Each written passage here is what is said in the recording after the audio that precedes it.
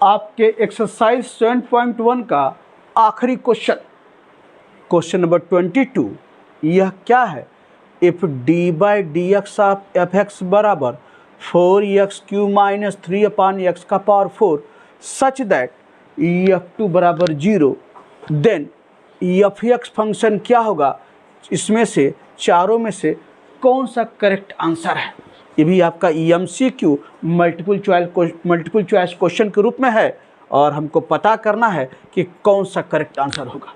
तो कैसे हम लोग आगे बढ़ेंगे इसे देखिए। आपको पता है कि एक्सरसाइज 7.1 आपके इंटीग्रल्स में तमाम क्वेश्चंस आपने जो है कंप्लीट किया है और आखिरी क्वेश्चन ये आपके सामने। तो यहाँ पर चलिए प्रोसीड करते हैं। गिवन पहले जो दिया गया है लिख लीजिए, given D by D X of F x बराबर 4x³ माइनस 3/x का पावर 4।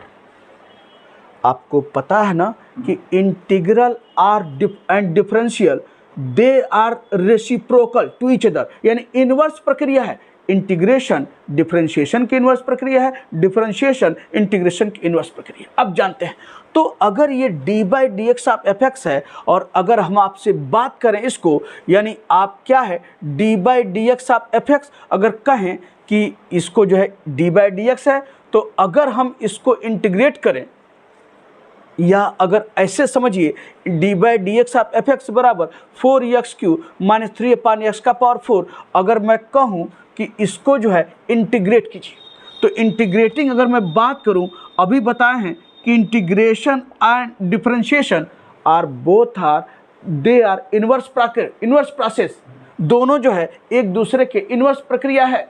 तो यहाँ पर D by D X F x है, अगर इंटीग्रेट करें तो यहाँ देखिए D by D X of F x और डी एक्स हो जाएगा।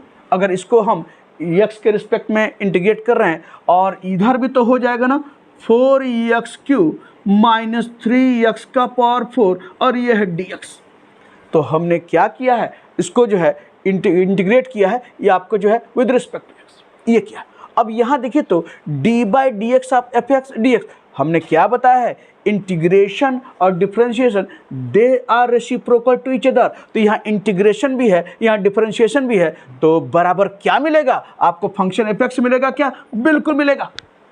और इंटीग्रेशन भी है, डिफरेंशिएशन है, दोनों एक दूसरे के इनवर्स प्रक्रिया है। They are reciprocal to each other, यानी रेसिप्रोकल मीन्स इनवर्स प्रक्रिया, ये समझिए। रेसिप्रोकल का मतलब इनवर्स प्रक्रिया से, दे आर इनवर्स प्रक्रिया, इनवर्स प्रोसेस। तो आपका जो है इंटीग्रेशन और डी बाई डी एक्स आप एफ एक्स डी एक्स, तो जब आप इसको जो है D by D X F X को डी एक्स के रूप में इंटीग्रेट करेंगे तो आप क्या पाएंगे? एफ एक्स पाएंगे। अगर थोड़ा ऐसे समझना चाहें तो देखिए, अगर dx है, अगर आप इसको देखें तो अगर कैंसिल होता है तो इंटीग्रेशन आप क्या पा रहे हैं? डी ऑफ एफ एक्स पा रहे हैं। और आप जानते हैं कि इंटीग्रेशन ऑफ dx किसके बराबर होता है? आप एक्स के बराबर होता है, पता है ना। उसी तरह से इंटीग्रेशन ऑफ अगर मैं बात करूं डी ऑफ एफ एक्स किसके बराबर होगा? एफ एक्स के बराबर होगा क्या? बिल्कुल होगा। तो चाहे ऐसे समझिए कि दोनों एक दूसरे के इनवर्स प्रक्रिया के तहत रहते हैं, इंटीग्रेशन और डिफरेंशिएशन, तो वहां से D by D X of F x integration of this बराबर क्या है? F x. या अगर ऐसे समझिए डी एक्स अगर यहाँ पर देखिए अगर कैंसिल हुआ integration of D F x, और पता है कि इंटीग्रेशन ऑफ डी एक्स के बराबर होता है, तो integration of D F x किसके बराबर होगा? एफ एक्स के बराबर होगा।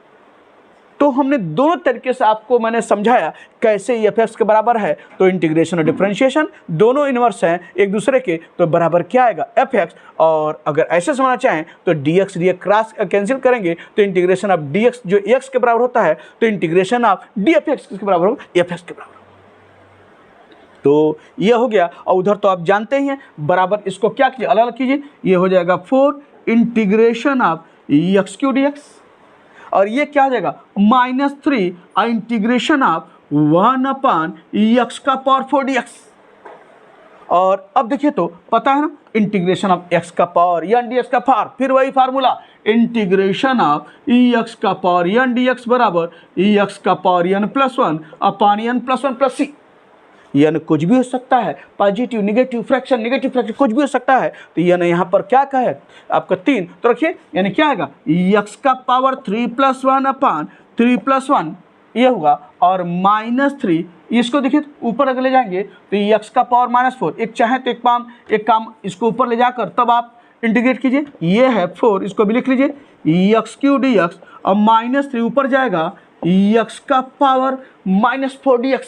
अब आप इंटीग्रेट कर लेते हैं और चलिए आगे बढ़ते हैं। देयरफॉर क्या हो जाएगा, वही मैं देख रहा हूँ आपको कहाँ लिखूँ, तो देयरफॉर क्या होगा यहाँ पर d/dx ऑफ fx बराबर, यानी आपका किसके बराबर है fx के, तो d/dx ऑफ fx बराबर क्या आपको मिल रहा है यहाँ पर आपका, इसको ये 4 है और n आपका 3 है, तो x का पावर क्या होगा 3 + 1 अपान 3 + 1 रखिए यहाँ n के स्थान पर 3, और यहाँ जाइए -3 x यहाँ पर क्या n क्या है -4 रखिए x का पावर -4 + 1 अपान -4 1 + c। इस फार्मूले का यूज किया है, यानी यहाँ पर 3 है, यानी यहाँ पर -4 है। तो देयरफॉर यह किसके बराबर निकालें fx के, तो देयरफॉर fx बराबर लिख सकते हैं, देयरफॉर fx बराबर यहाँ देखिए 4 ये हुआ x का पावर 4/4 और -3 ये क्या है -3 ऐसे लिख लीजिए -3 और x का पावर -3 -4 + 1 -3 + c आपके सामने। तो देयरफॉर क्या आ गया fx बराबर, इससे कैंसिल हो गया x का पावर 4 माइनस प्लस और 3 से 3 और प्लस क्या आया x का पावर -3 क्या लिख सकते हैं 1/x³ + c। यह मान आपका क्या है fx का।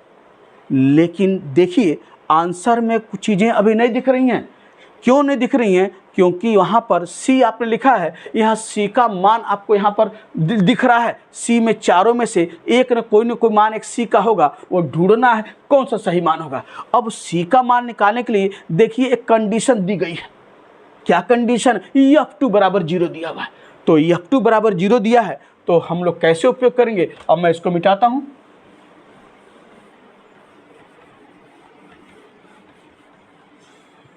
गिवन f2 = 0 ये दिया हुआ है, इसका क्या मतलब है f2 = 0, दैट इज इसका मतलब क्या है कि आप इसमें f2 = 0 दिया है, ये दिया हुआ है, यानी f2 = 0 का मतलब यह है कि यहाँ क्या है एट x = 2 रखेंगे तो इसका मान f2 है, f2 का मान क्या 0 दिया हुआ है। ठीक, तो f2 = 0 है और आपने प्राप्त किया है fx बराबर x³ + 1/x³ + c, यानी पर्पज क्या है इस कंडीशन से क्या निकलने वाला, c निकलना है कांस्टेंट ऑफ इंटीग्रेशन। तो f2 = 0 है और यहाँ fx बराबर निकाले हैं, तो क्या कीजिए पुट x = 0 पुट कर दीजिए। तो यहाँ पर पुट x = 0 पुट कर दीजिए, तो 0 पुट करेंगे तो क्या मान आएगा यहाँ पर, सॉरी ये ध्यान से, यानी f2 है ना, तो यह मान कंपेयर करेंगे किसका दिख रहा है x का दिख रहा है, तो यहाँ x क्या पुट करेंगे x = 2 पुट करेंगे, क्योंकि f2 है और f2 आपको प्राप्त दिया हुआ है किसके बराबर 0 के बराबर। तो fx है तो f2 कब आएगा, जब x के स्थान पर 2 रखिए, तो रखिए तो ये क्या होगा f2 बराबर, ये देखिए यहाँ भी 2 रखेंगे ना 2 का पावर 4, ये क्या होगा 1/2 और प्लस c, और f2 बराबर दिया हुआ है किसके बराबर है, यह है 0 आपके सामने। समझ में आ रहा है क्या है देने का कंडीशन से क्या प्राप्त करने वाले c, यानी कांस्टेंट ऑफ इंटीग्रेशन f2 = 0। अगर f3 = 4 रहता तो x के स्थान पर 3 पुट करते और f3 का मान वहां पर 4 रहता तो यह 4 लिखते। जैसे क्या कह रहा हूं, अगर f3 बराबर अगर 4 रहता, सपोज दिया रहा है f2 = 0 के बजाय अगर f3 = 4 दिया रहता तो क्या करते, इसमें x के स्थान पर 3 पुट करते, f3 आता और f3 का स्थान क्या लिखते 4 लिखते वहां पर। लेकिन यहाँ पर f2 = 0 है तो x के स्थान पर 2 रखा और f2 का मान क्या दिया है 0, ये आपके सामने। अब इसको हम लोग थोड़ा सिंप्लाई करें तो 2 का पावर 4 कितना हुआ 16 और 1/2³ कितना 1/8 और प्लस c, तो बराबर c 8 एलसीएम लीजिए 16 बटे 128 और प्लस 1 और प्लस c, तो दिस इम्प्लाई ये क्या हुआ c प्लस ये 128 + 29 1 129/8 प्लस 0, c बराबर कितना आया -129/8। c का मान निकल गया है और c का मान उठा कर पुट कर दीजिए। और एफ एक्स क्या था, एफ एक्स आपका यही था, देखिए एफ एक्स आपका यही था ना, एक्स का पावर 4 प्लस 1/x³ और प्लस सी, यही था ना आपका एफ एक्स। और अब मान उठा कर पुट करिए, सी कितना है -129/8, तो देयरफॉर एफ एक्स बराबर क्या हो जाएगा, एक्स का पावर 4 प्लस 1/x³। आपने एफ एक्स निकाला है तो सी निकाल लिए हैं, तो सी का स्थान रखिए क्या, -129/8, और यही आपका करेक्ट आंसर है। ढूंढिए कौन सा आंसर मैच कर रहा है ABCD में, और साफ साफ दिख रहा है कौन सा आंसर है, यानी ये तो नहीं मैच कर रहा है, ये आपका देखिए EX3 ये भी नहीं है, आपका मैच क्या कर रहा है, यानी एक्स का पावर 4 और प्लस 1/x³, पहला आंसर ये देखिए एक्स का पावर 4 प्लस 1/x³ -129/8। तो therefore the correct answer is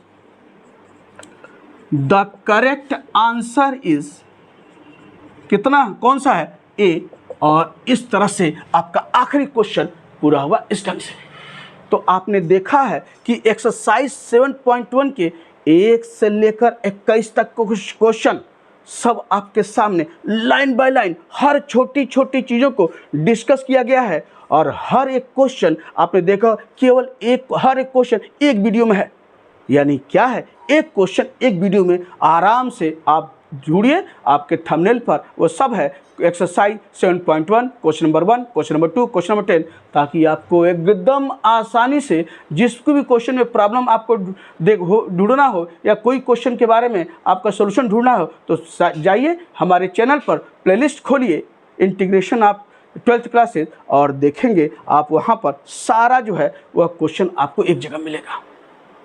और यही काम सब में हर आपको जो है नेक्स्ट एक्सरसाइज में, इंटीग्रल्स में, या जो भी टॉपिक पढ़ाएंगे इसी तरीके से हर एक क्वेश्चन हर एक वीडियो में वो आपको दिखाई देगा। तो सबका प्लेलिस्ट अलग अलग है। एक्सरसाइज 7.1 का आपका प्लेलिस्ट अलग आपका हो गया, और अगला जो है आपका एक्सरसाइज 7.2 है, उसका जो है आप देखेंगे क्वेश्चन ठीक इसी तरह से पाएंगे, हर एक क्वेश्चन एक वीडियो में, और उसका प्लेलिस्ट जब ढूंढेंगे उसका प्लेलिस्ट अलग होगा। एक्सरसाइज 7.2 आप इंटीग्रल्स आप 12th क्लास। तो इस तरह से इस क्वेश्चन का समापन हुआ, और अब आपका अगला क्वेश्चन जो अगले वीडियो में रहेगा किस एक्सरसाइज पर, एक्सरसाइज 7.2 पर, और वहाँ पर मेथड ऑफ इंटीग्रेशन के तहत आप देखेंगे मेथड में पहला जो है आपको कौन सा रास्ता मेथड रहेगा, इंटीग्रेशन बाय सब्स्टिट्यूशन। तो चलते हैं अगले वीडियो में क्वेश्चन लेकर आ रहे हैं इस मेथड पर।